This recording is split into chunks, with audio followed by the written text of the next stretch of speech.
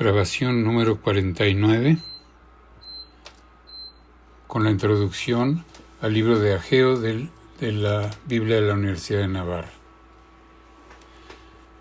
El libro de Ageo es el 10º de los profetas menores en el canon hebreo y en el cristiano. Ambos quieren señalar el orden cronológico.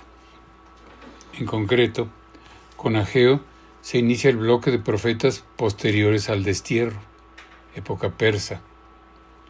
Son características suyas dos cualidades: exactitud de los oráculos, fechados con precisión en el mismo escrito, y sencillez del mensaje. Ageo, en hebreo Hagai, significa mi fiesta. Nombre extraño, no aplicado a ningún otro personaje en el Antiguo Testamento. El profeta aparece en 2 ocasiones en el libro de Esdras, aunque solo como mera mención. La tradición judía lo tiene como uno de los desterrados de Babilonia que volvieron de la cautividad.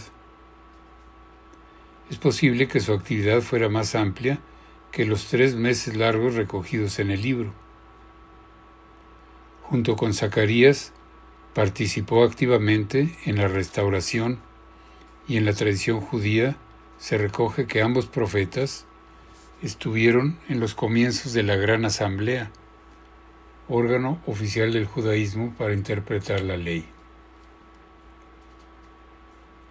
Inciso 1. Estructura y síntesis del contenido. Ageo no trata de profundas visiones o reflexiones teológicas. Su mensaje es sencillo y concreto. Los dirigentes y el pueblo de Judá deben ponerse a la obra de la reconstrucción del Templo de Jerusalén como primera providencia para restaurar la patria destrozada. Si obedecen a esta voluntad del Señor, les vendrán todos los bienes que necesitan y esperan, empezando por el fruto de sus trabajos y la fertilidad de los campos. Ante las dificultades, también de orden anímico, pues los primeros cimientos muestran que el templo reconstruido no tiene la esbeltez del templo de Salomón. El Señor promete para este pequeño templo una gloria mayor que la que pudo tener el antiguo.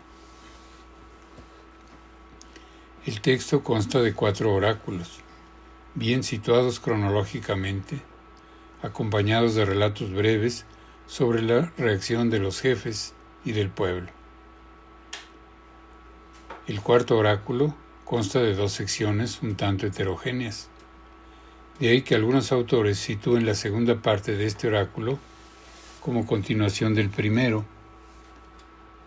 los comienzos de la Gran Asamblea, órgano oficial del judaísmo para interpretar la ley. Inciso 1. Estructura y síntesis del contenido. Ageo no trata de profundas visiones o reflexiones teológicas. Su mensaje es sencillo y concreto.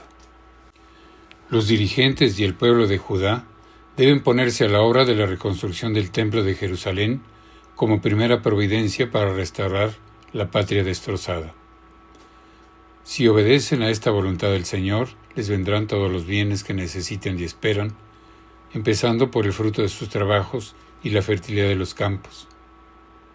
Ante las dificultades, también de orden anímico, pues los primeros cimientos muestran que el templo reconstruido no tiene la esbeltez del templo de Salomón.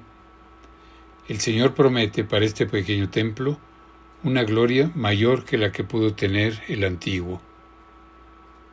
El texto consta de 4 oráculos, bien situados cronológicamente, acompañados de relatos breves sobre la reacción de los jefes y del pueblo. El 4º oráculo consta de 2 secciones, un tanto heterogéneas. De ahí que algunos autores sitúen la segunda parte de este oráculo como continuación del primero. Otros, en cambio, dividen la sección en 2 oráculos y, por tanto, el libro en 5. Si atendemos a las indicaciones cronológicas del texto, la estructura más precisa sería la que divide el texto según los 4 oráculos del profeta.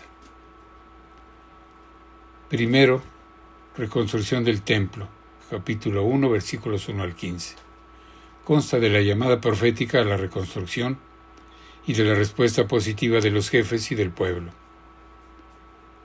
Segunda, el templo y su gloria futura, capítulo 2, versículos 1 al 9. El profeta promete para el nuevo templo mayor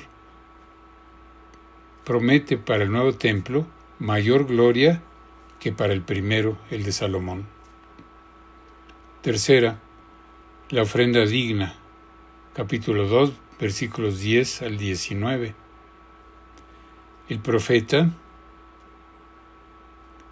Las ofrendas sin el templo están como impuras. Desde el momento en que se procede a reconstruirlo, el Señor promete la prosperidad. Cuarta, oráculo mesiánico para Zorobabel, capítulo 2, versículos 20 al 23. Las bendiciones para el nuevo templo, contenidas en el segundo oráculo, se concretan ahora en Zorobabel, nieto del rey Yoyaquín y por tanto de la casa de David como figura mesiánica. Inciso 2. Composición y marco histórico. Las minuciosas dataciones con que son presentados los oráculos y los relatos hacen que el escrito no ofrezca especiales dificultades para su encuadramiento histórico y cronológico. El profeta hace referencia a sucesos ocurridos en Judá desde el 29 de agosto del 520 a.C. hasta el 18 de diciembre del mismo año, o sea, durante poco más de 3 meses y medio dentro del segundo año del reinado de Darío I el persa. En ese tiempo, Judá es una provincia del Imperio persa, con administración delegada en un gobernador, Zorobabel, y un sumo sacerdote, Josué. Las expediciones de regreso de judíos exiliados en Babilonia, comenzadas tras el decreto de libertad de Ciro, 539 a.C., encontraron la tierra de Judá en ruinas y se enfrentaron a obstáculos sociales muy difíciles de resolver. La población que había quedado tras la destrucción del 587 era ignorante e incapaz de emprender la reconstrucción del país. A esa situación se añadía que muchos campesinos habían ocupado las tierras abandonadas de los deportados y no se avenían a cederlas a sus antiguos propietarios. Los campos estaban desolados, las ciudades destrozadas y las murallas derruidas. Los primeros exiliados que habían regresado con permiso de Ciro para reconstruir el templo se habían puesto a la obra, pero se desanimaron enseguida ante las dificultades. Después de casi 20 años, los trabajos apenas habían avanzado. Es entonces cuando Ageo recibe los mensajes divinos instando a la reconstrucción del templo. Para esa misma tarea fue enviado también el profeta Zacarías, cuyo libro se complementa con el de Ageo. La urgencia de la reconstrucción del templo, predicada por Ageo en el 520, puede estar en relación con la profecía de Jeremías, capítulo 25, versículos 11 a 12 y 29, versículo 10, cuyo plazo de restauración de 70 años está a punto de cumplirse. La reconstrucción del templo es importante porque supondría el comienzo de una nueva etapa en la historia de la salvación del pueblo elegido. Siempre que se habla del profeta en el libro, se hace en tercera persona. Esto ha llevado a pensar que la obra no está compuesta por el mismo profeta, sino que sería una recopilación posterior hecha por uno de sus discípulos. La falta de coherencia del capítulo 2, versículo 15 al 19, con el lugar que ocupan ahora esos versículos, se justificaría mejor si fuera así. De todas maneras, esta recopilación no podría ser muy tardía, ya que el libro no menciona las circunstancias del final de la reconstrucción del templo, 5 años más tarde, y sin presencia de Zorobabel. El lenguaje del libro es sencillo y preciso. Está escrito parte en prosa y parte en verso, con una poesía elemental y de poco nervio literario. Inciso 3. Enseñanza. El mensaje de Ageo se concentra en dos objetivos: la reconstrucción del templo y la apertura del horizonte mesiánico escatológico. La reedificación del templo no significa solo una tarea material.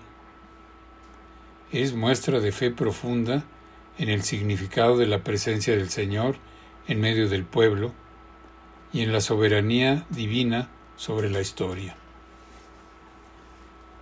El reproche de Ageo versa sobre la cicatería con Dios de los repatriados, que preocupados por reconstruir sus propias casas, han abandonado los trabajos de la casa del Señor.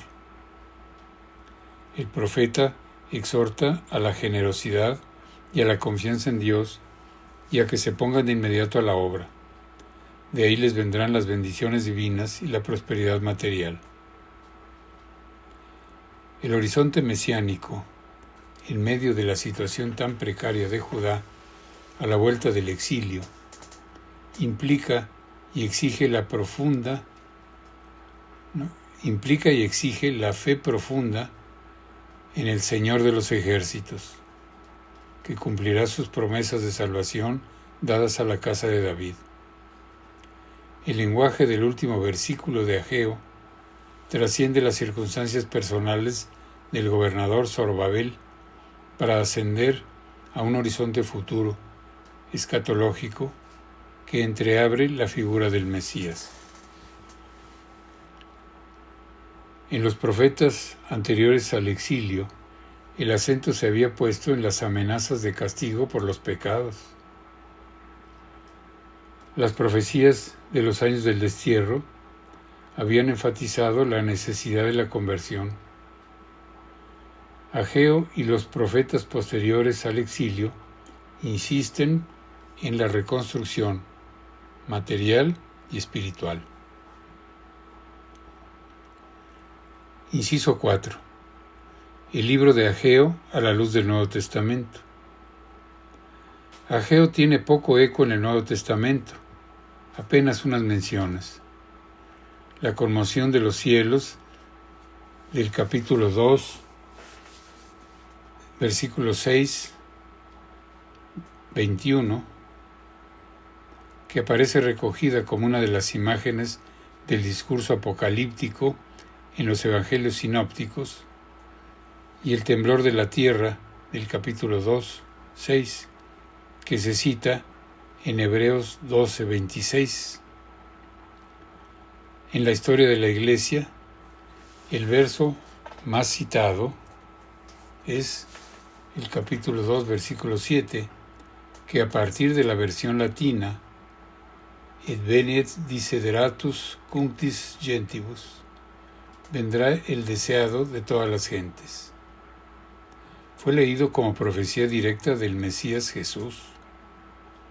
Por eso, la expresión figura como antífona en varios textos litúrgicos del tiempo de Adviento. Comentarios al libro se encuentran en los padres que glosan el volumen de los profetas menores: San Cirilo de Alejandría, Teodoreto de Ciro, San Jerónimo, etc. Final de la introducción al libro de Ageo.